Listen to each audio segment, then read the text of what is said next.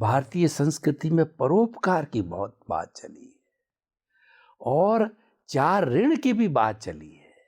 देव ऋण, पितृ ऋण, गुरु ऋण और समाज ऋण की भी बात चली है। और ऐसा बताते हैं कि व्यक्ति को ये जन्म समाप्त होने के पहले पहले ये चारों तरीके से अपने अपने हिसाब से ऋण चुका देना चाहिए। ये ऋण साथ में लेकर के नहीं जाना चाहिए।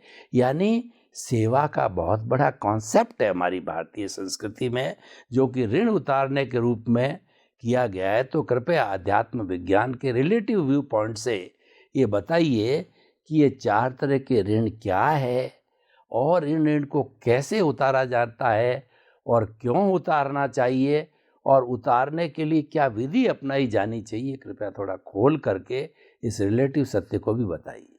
जिस प्रकार से हमारे समाज के अंदर हमारे ऋषि मुनियों के द्वारा, हमारे ब्राह्मणों के द्वारा, भूदेवों के द्वारा जो कुछ भी एक परंपरा बनाई गई कि आज एक इंसान होने के नाते कितना सारा ऋण आपको है। सबसे पहले बताया देव ऋण। अभी आप देखो, देव का मतलब क्या है? देव कोई व्यक्ति नहीं है। देव का मतलब होता है कुदरत। आपने उसको व्यक्ति के रूप में ले लिया। आप कहते हैं भगवान का ऋण। भगवान का ऋण क्या होता है? क्या भगवान को कुछ चाहिए? जब हम इनको बस मांगते हैं तो देने की तो बात है नहीं। कुदरत का ऋण, जिसने हमें जन्म दिया, जीवन और मृत्यु और सभी अवस्था हमको देंगे, वो सबसे पहला कुदरत का ऋण है। हमारा जन्म ही उससे हुआ है।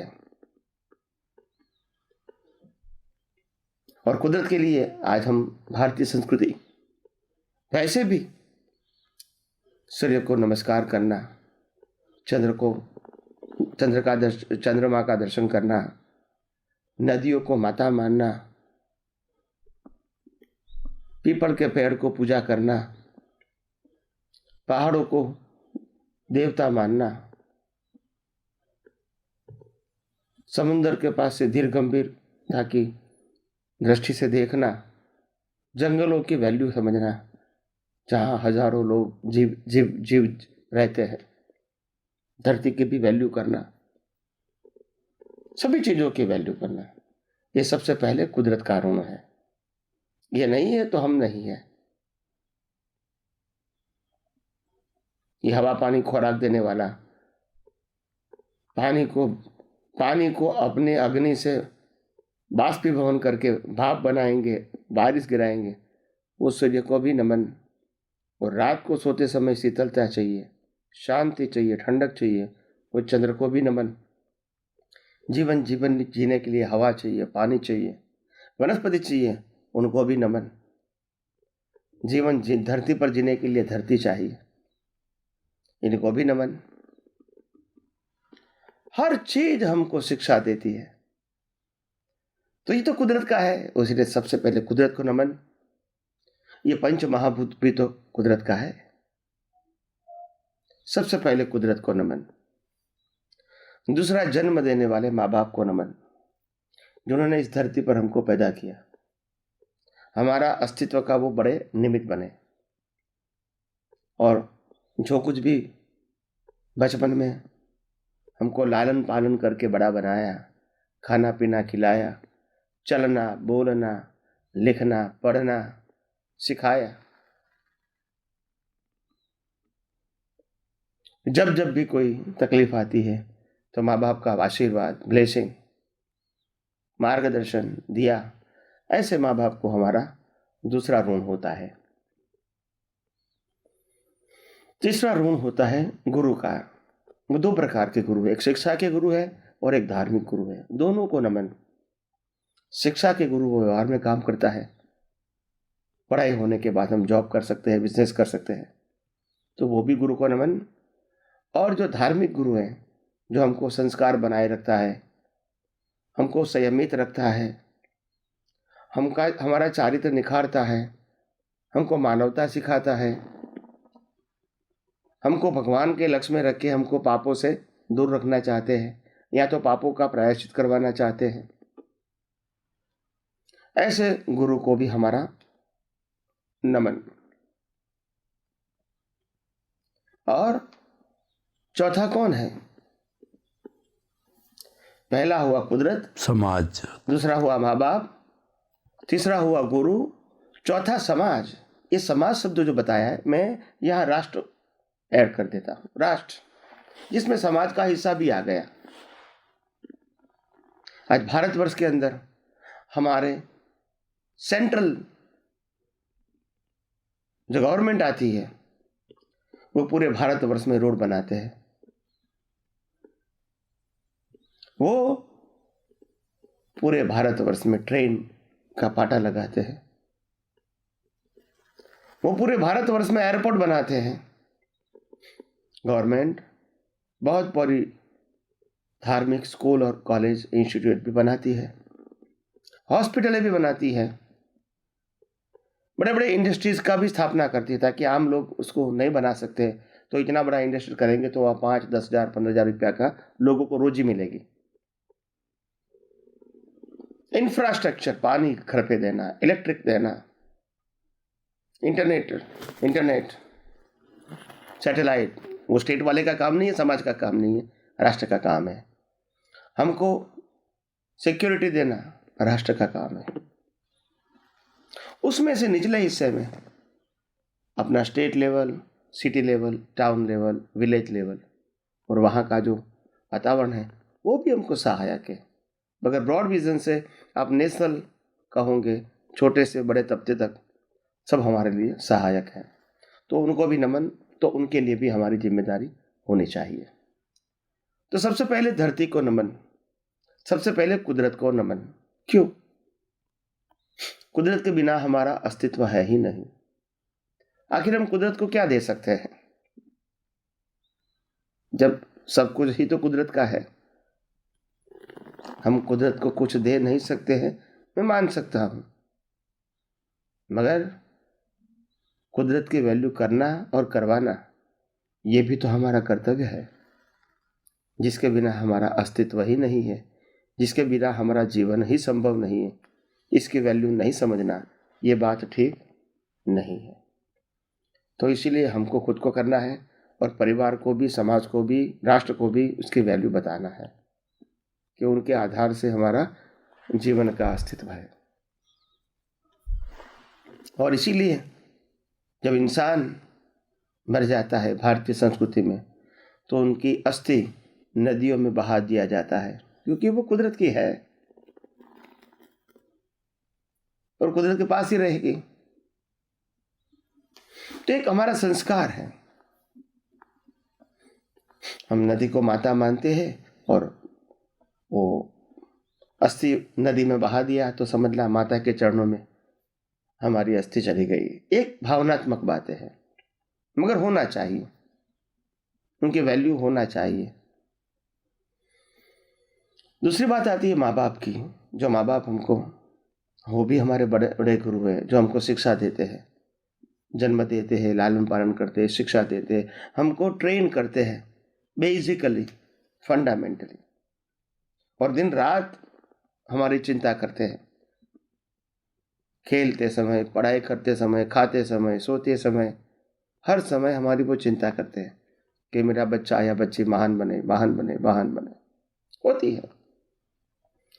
तो दूसरा रिस्पेक्ट माँ बाप को देना है, और हमको रिस्पेक्ट का मतलब होता है उनका सर ऊंचा रखना है। कभी वो हमारे कार्य से वो उनका सर नीचा नहीं, गिरना नहीं चाहिए। और जब भी ज़रूरत है हम उसको सेवा, हम उनकी सेवा करेंगे, ये भी लक्ष्य हमारा होना चाहिए। ये दूसरा गुरु है। तीसरे गुरु है शिक्षा और धार्मिक। शिक्षा में तो हम पैसा दे के पढ़ाई करते हैं, तो हम वैसे ऋण अदा कर देते हैं स्थूल रूप से, मगर पैसा दे के पढ़ाई करना है तो एक छोटी बात है। तो शिक्षा की वो कीमत नहीं होती है, क्योंकि शिक्षक को परिवार चलाना है तो इनको पगार देना है, तो इसीलिए आप फीस देते हैं, मगर शिक्षा की कोई वैल्यू नहीं होती है। तो हमको जब भी मालूम होता है कि हमारे स्कूल कॉलेज के जो टीचर है उसमें किसी को दिक्कत है और मैं कैपेबल हूँ अपने फील्ड में, तो हो सके जानकारी प्राप्त करके हेल्प करने का प्रयास करना चाहिए। आज हम क्या करते हैं, राष्ट्र के पास, सरकार के पास, समाज के पास मांगते हैं कि आप हमको हेल्प क्यों नहीं करते हैं। तब राष्ट्र कहता है ये राष्ट्र आपके लिए बना है और जो जो कुछ भी हुआ है राष्ट्र के लेवल पे उसी से आपका अभी ये सुविधा है। तो आप ये देखो इतनी सारी सुविधा जो आपको बाय प्रोडक्ट में मिल गई है, इसके लिए आप राष्ट्र के लिए और क्या कर सकते हो। आपकी क्षमता कहो, एबिलिटी कहो, आपकी लक्ष्मी कहो, आपका ज्ञान कहो, आपकी सेवा कहो, कैसे भी करके मैं राष्ट्र को, समाज को कैसे हेल्प कर सकता हूं, ताकि एक राष्ट्र के एक व्यक्ति के नाते, इस देश का नागरिक होने के नाते देश के लिए कुछ कर सकूं। ये मत समझो कि आपका काम छोटा है। दुनिया में कोई भी काम छोटा नहीं होता है। इतना जरूर ध्यान रखो, ये श्वास लेने का काम भी छोटा नहीं है। अगर बंद हो गया तब मालूम होगा कि श्वास लेने की वैल्यू क्या है। दुनिया में कोई काम छोटा बड़ा नहीं होता है। लोगों की सोच छोटी बड़ी हो सकती है, काम तो काम ही होता है और सभी काम की अपनी जगह पे वैल्यू होती है। एक झाड़ू वाले की भी वैल्यू होती है, एक संडास बाथरूम साफ करने वाले की वैल्यू होती है, एक कचरा पोता साफ करने वाले की वैल्यू होती है, एक रसोई वाले करने वाले की वैल्यू होती है, एक पढ़ाने वाले की वैल्यू होती है। सबकी अपनी अपनी वैल्यू होती है और सभी से समाज और हमारा जीवन उज्जवल है। यानी किसी की वैल्यू कम करोगे ये हमारी दृष्टि की ही कमजोरी होगी। तो मैं समझता हूँ जिस प्रकार से मैंने 4 गुरुओं को बताया और 4 गुरुओं की जो वैल्यू बताई, इसमें से हम भी जो कुछ भी करना चाहते हैं वो कर सकते हैं, ताकि हम समाज के अंदर कुछ दे सके। इतना हम साबित कर सके, ये नहीं साबित कर सके हमने समाज ने क्या दिया। जब पैदा होते यहाँ तक आए वो समाज ने ही तो दिया है। ये नहीं होता तो हम कुछ नहीं कर सकते। हम आज कहते हैं कि हमने पढ़ाई किया, इतने डॉक्टर बने, चार्टर्ड अकाउंटेंट बने, इंजीनियर बने, लॉयर बने, फिर हमने इतना पैसा कमाया मेहनत करके। बात सही है, मगर ये मत भूलो कि पैदा होते ही school, college, universities, food, water, electricity, transportation, ये सब कुछ समाज ने ही दिया है। ये मत भूलो।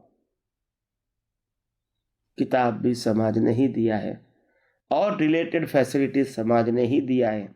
कपड़े वाले ने कपड़े दिया, खाने वाले ने खाने दिया, वनस्पति वाले ने वनस्पति दिया, फर्नीचर वाले ने फर्नीचर दिया। जिसके पास था वो सबको बांटा और आज हमारा जीवन सभी प्रकार की सुविधा से युक्त है, क्योंकि समाज के लोगों ने उसको बांटा है। हो सकता है कॉमर्शियल पर्पस के बांटा होगा, मगर ये गलत नहीं है, सुविधा तो है ना। तो सभी सुविधाओं को सहाय के बाद आप यहाँ पहुंचे हैं, तो आपका भी फर्ज है कि समाज के लिए कुछ न कुछ करें आपके लेवल के मुताबिक। यही मेरी आप सबको शुभकामना है। स्वामी जी, जितना समय बचा हुआ है तो एक मैं हल्का फुल्का प्रश्न और कर लेता हूं कि नर और मादा, इससे ये सृष्टि चलती है। नर और मादा ना हो तो सृष्टि नहीं चले। स्त्री पुरुष को इस गाड़ी के 2 पहिए करते हैं। अगर हमारी बाइक है, 2 व्हीलर है, 1 पहिया पंचर हो जावे तो गाड़ी को घसीटना कितना कठिन होता हम जानते हैं।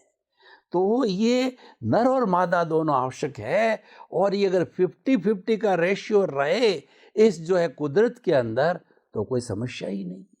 चाहे पशु में हो, पक्षियों में हो, इंसान में हो, सभी में हो तो कोई दिक्कत ही नहीं है। लेकिन मानव इतना लोभी, इतना इगोस्टिक हो गया है कि ये रेशियो बिगड़ रहा है, क्योंकि भ्रूण हत्या हो रही है। जब व्यक्ति को, औरत को खास तौर से इसके अंदर जो मादा का का ज़्यादा रोल है, ज़्यादा जिम्मेवारी है। मनुष्य इसमें कम इंटरफियर करते हैं कि भीतर ही जो है उस भ्रूण अगर लड़की है तो मार दिया जाता है, निकाल दिया जाता है, ख़त्म कर दिया जाता है। रेशियो आज 50-50 से घट के 50 से 48-45 तक पहुंच गया है। तो बहुत बड़ा समाज के अंदर एक बिखराव हो रहा है, और हो सकता है अगर और गिरे तो अनैतिकता पैदा होगी। तो मैं क्या कहना चाहता हूँ, इस भ्रूण हत्या को रोकने के लिए रिलेटिव और रियल, इसके अंदर दोनों ही पक्षों को आप रख करके, क्योंकि ये चेतना को मार रहे हैं। व्यक्ति को चेतना मरती नहीं है, लेकिन जो मरने वाला है जीव, उसमें तो चेतना है, पता नहीं वो कितना विकास करेगा जिंदा रहता है। तो कृपया रियल और रिलेटिव दोनों व्यू से जो है भ्रूण हत्या पे प्रकाश डाल के, बर्निंग इश्यू है ये, इसका सॉल्यूशन आप थोड़ा दीजिए अध्यात्म ज्ञान की दृष्टि। भ्रूण हत्या आज के समाज का बर्निंग क्वेश्चन। क्या यह सही है? क्या यह गलत है? क्या होना चाहिए? क्या उनसे लाभ है, नुकसान है?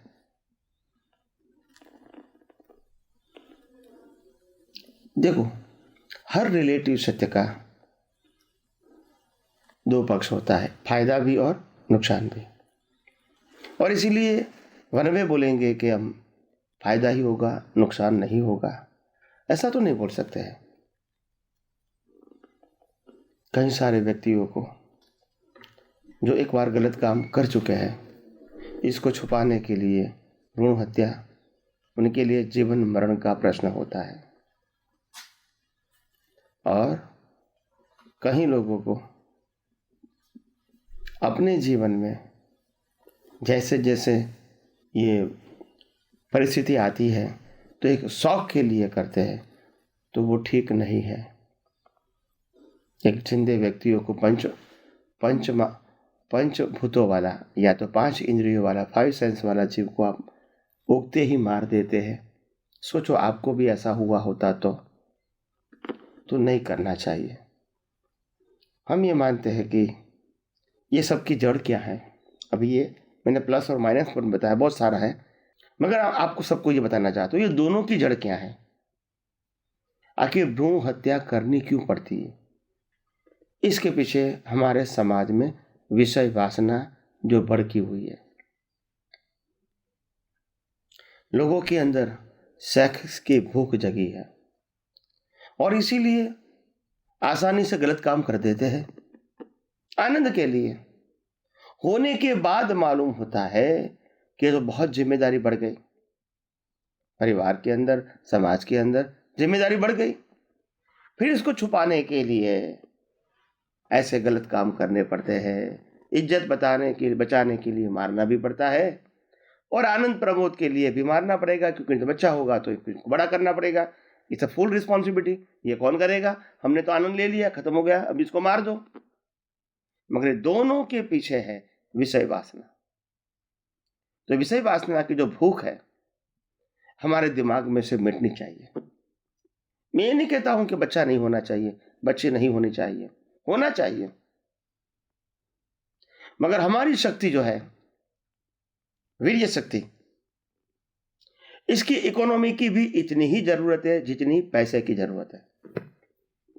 जैसे हम पैसे की इकोनॉमी करके अपना भविष्य को उज्जवल बना सकते हैं, ऐसे वीर्य की इकोनॉमी करके हम अपने मन वचन काया को उत्तम बना सकते हैं, जो परिवार में, जो समाज में, जो राष्ट्र के लिए काम कर सकता है, एक आदर्श के रूप में काम कर सकता है।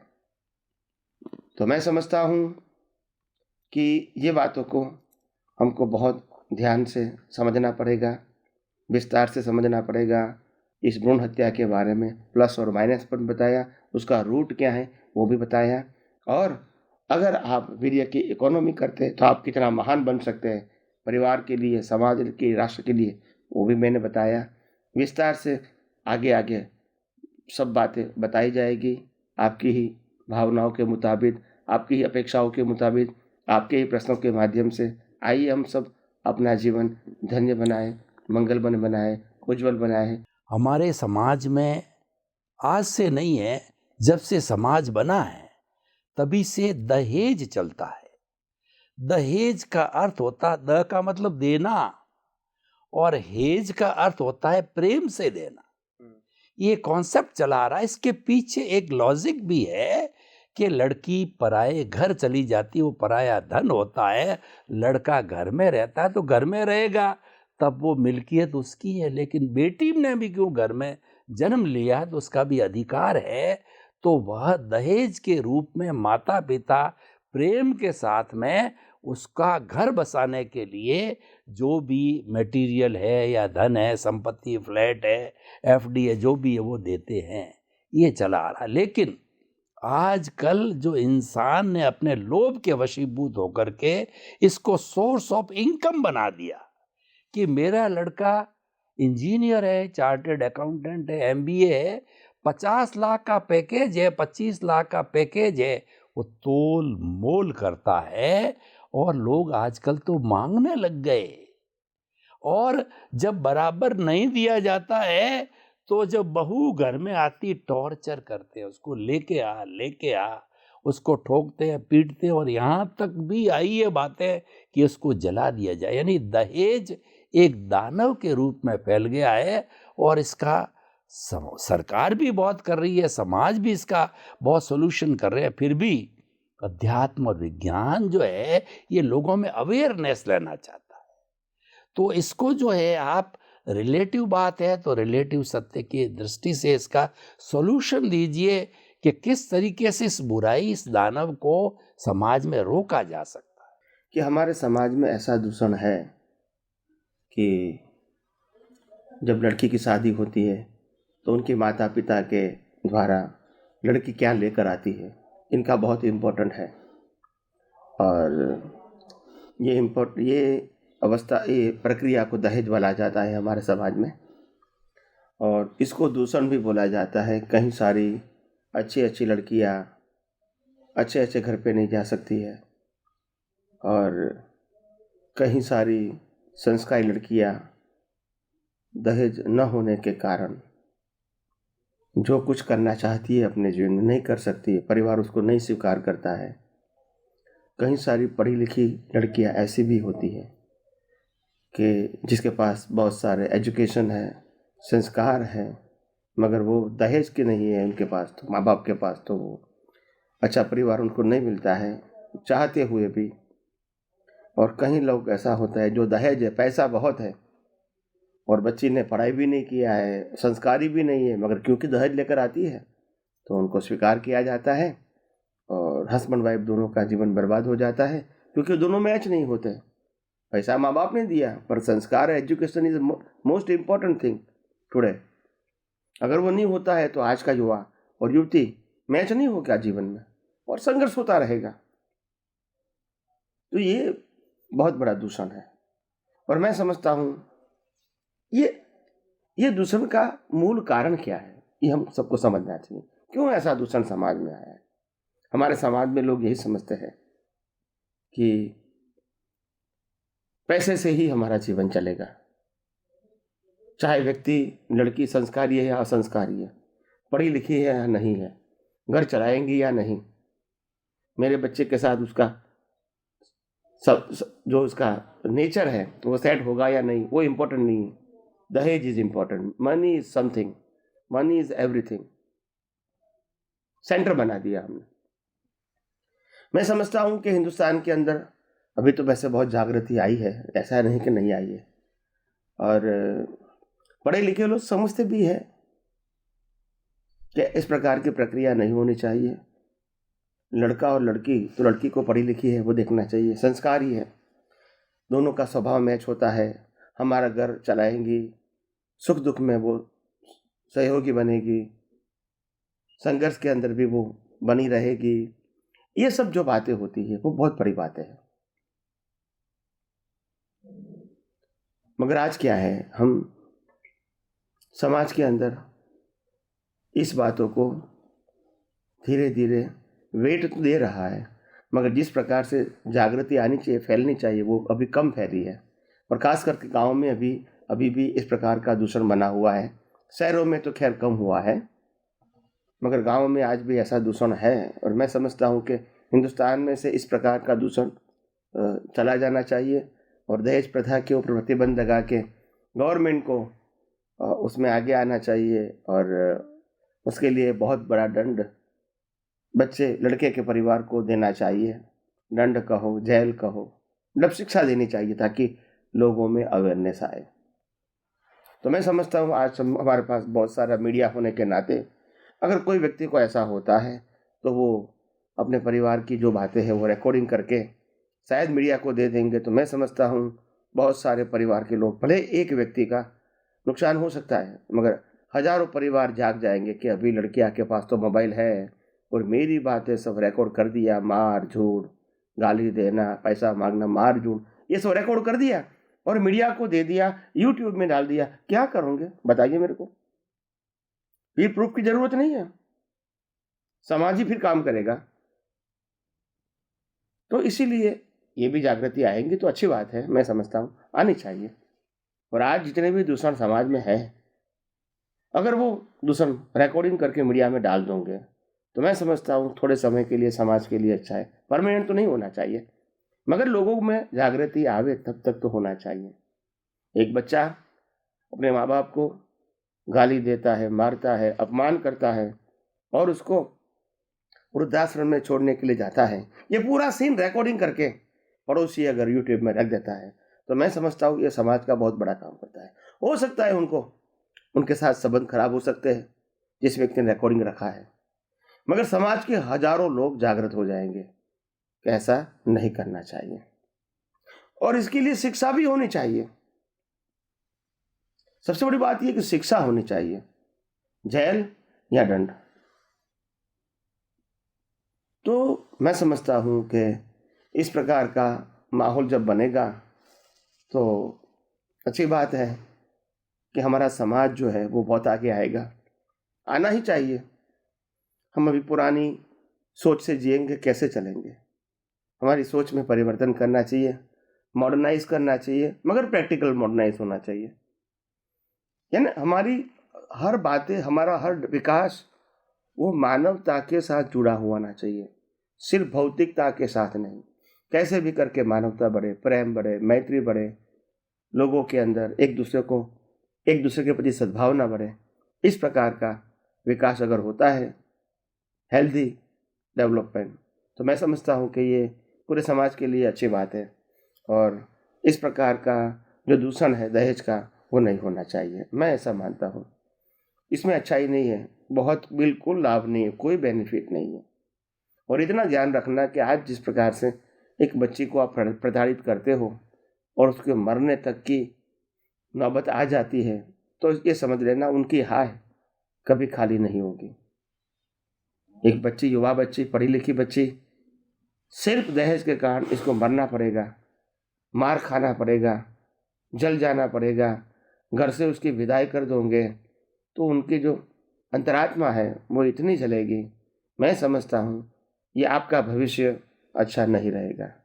तो आइए हम सब इस बातों को ध्यान में रखें और हम खुद अपना जीवन, परिवार का जीवन, समाज का जीवन, राष्ट्र का जीवन उन्नत बनाने में सहयोग करें। यही मेरी आप सबको शुभकामनाएं।